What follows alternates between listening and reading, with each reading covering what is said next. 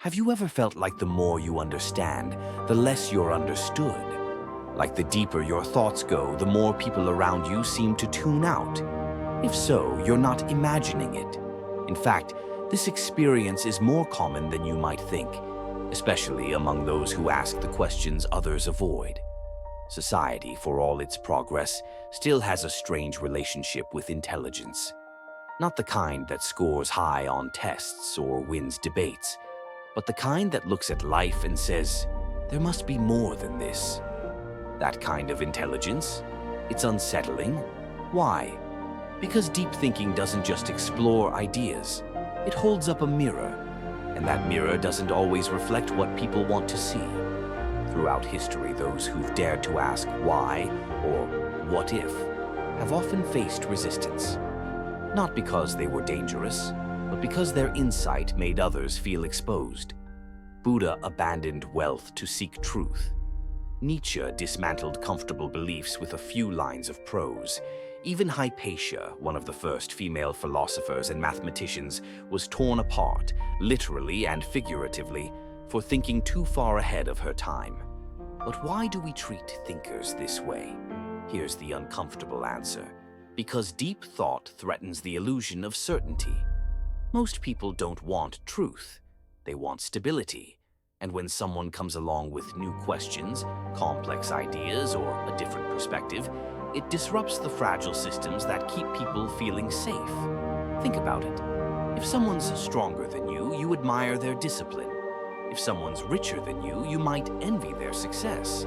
But if someone thinks in ways you can't quite follow, your brain doesn't always admire them.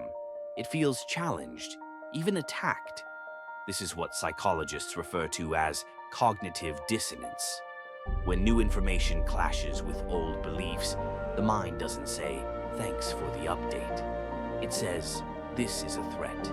And this is why many thinkers find themselves on the outside looking in. There's also something called the confidence gap. Studies show that in group settings, people often follow whoever speaks with the most certainty, not whoever makes the most sense. The louder voice wins, not the wiser one. This is why simple slogans get more attention than complex truths. Why viral content often rewards exaggeration over nuance.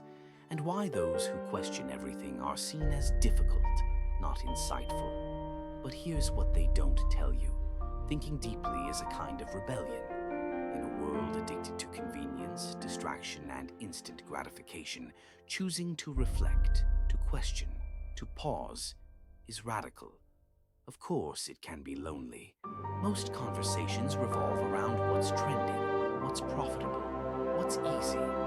Deep thinkers want to talk about meaning, mortality, morality. Not everyone's ready for that. And that's okay, because solitude doesn't mean you're broken. It often means you've seen what others haven't yet. The philosopher Marcus Aurelius wrote, "The object of life is not to be on the side of the majority, but to escape finding oneself in the ranks of the insane."